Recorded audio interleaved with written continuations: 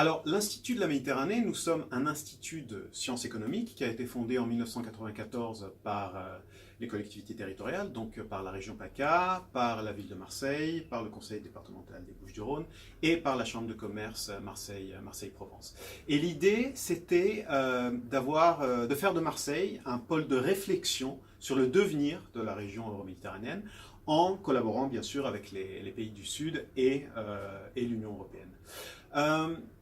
Ce qui veut dire que l'Institut de la Méditerranée, nous produisons des recherches qui sont lues par les responsables politiques des deux rives et qui portent sur le potentiel de la coopération euro-méditerranéenne, sur les questions d'attractivité des territoires et sur une multitude de thématiques qui touchent au partenariat euro-méditerranéen.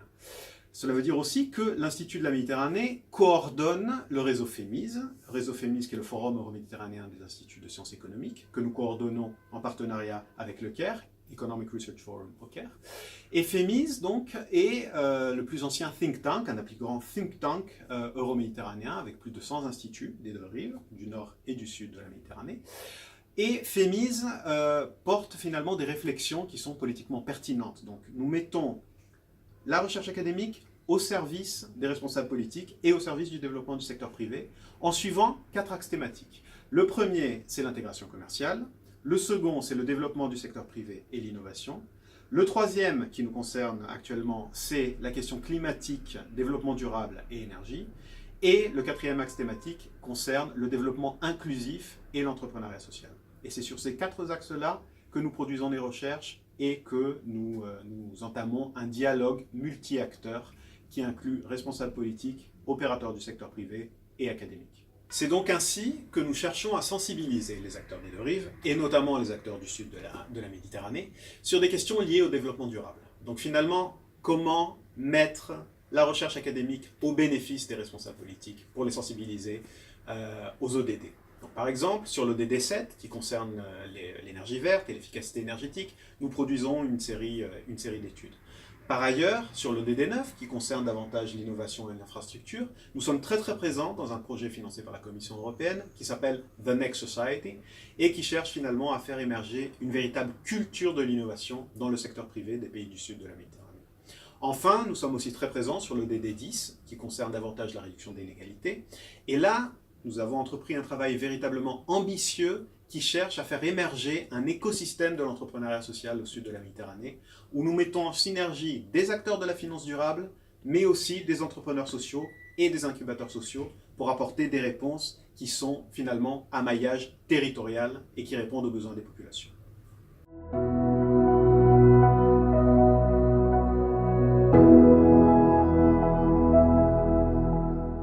Alors, le changement climatique implique de nombreux risques pour les pays du sud de la Méditerranée, pour le bien-être des populations, pour leurs économies et pour les différents écosystèmes.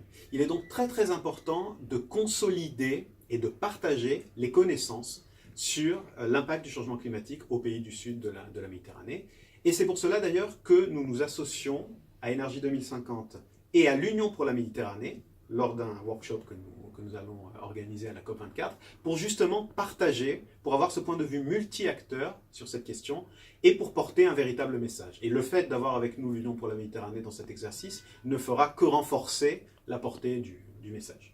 Par ailleurs, notre stratégie de recherche et action pour les années à venir va être la suivante. Premièrement, nous allons continuer à financer la recherche sur les questions liées au développement durable et au changement climatique. Nous allons même intensifier notre recherche sur cette thématique-là.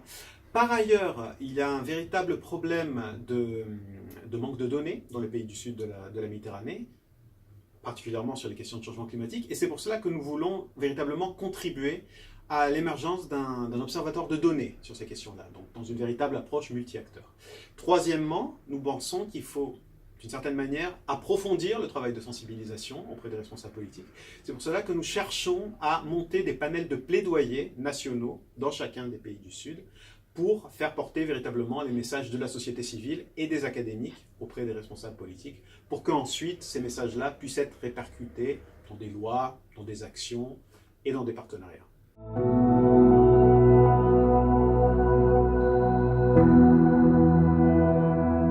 L'Institut de la Méditerranée et FEMIS, nous venons de produire une étude en partenariat avec Énergie 2050 et que nous présenterons à la COP24, qui porte sur la place des gouvernements infranationaux dans la lutte contre le changement climatique, avec un focus qui est fait sur la région sud, Provence-Alpes-Côte d'Azur. Pourquoi cette région? Car nous pensons qu'elle peut vraiment servir d'exemple aux pays du sud de la Méditerranée et de manière générale dans le cadre du dispositif de la coopération euro-méditerranéenne. La région sud-Provence-Alpes-Côte d'Azur a un cadre législatif incitatif et cohérent qui peut servir d'exemple et une pléthore d'initiatives qui peuvent être répliquées et un véritable partage peut avoir lieu entre les deux rives. Donc, dans le cadre de ce rapport, nous proposons une pléthore de pistes de réflexion qui portent justement sur le rôle de la région Sud-PACA dans le dispositif euro-méditerranéen. Nous avançons par exemple l'idée de la mise en place d'une plateforme qui permettrait l'échange de connaissances entre académiques, entre responsables politiques, entre les deux rives, qui permettrait de former, d'éduquer, mais aussi d'offrir de l'assistance technique, et qui pourrait être portée par exemple, la Maison méditerranéenne du climat, qui est une initiative naissante et à fort potentiel. Par ailleurs, dans le cadre plus vaste du partenariat euro-méditerranéen, nous avançons des pistes de réflexion, notamment sur la place du secteur privé, car le secteur privé a un véritable rôle à jouer dans la lutte contre le changement climatique. Nous parlons par exemple de la possibilité de mettre en place un Erasmus de l'entrepreneuriat social et inclusif sur l'Euroméditerranée, où des jeunes entrepreneurs seraient sensibilisés aux questions climatiques et aux questions sociales et permettraient d'échanger avec leurs voisins sur ces questions-là, de manière à avoir un véritable impact ensuite sur leur territoire respectif. Par ailleurs, nous parlons aussi de différentes possibilités de mettre en place des dispositifs de financement, de finances durables, qui permettraient justement à appuyer de telles initiatives dans les deux rives, qui permettraient l'émergence d'entreprises sociales et environnementablement, disons, responsables, et qui permettraient aussi justement d'appuyer leurs initiatives et de les voir grandir et de les voir répliquer dans d'autres pays.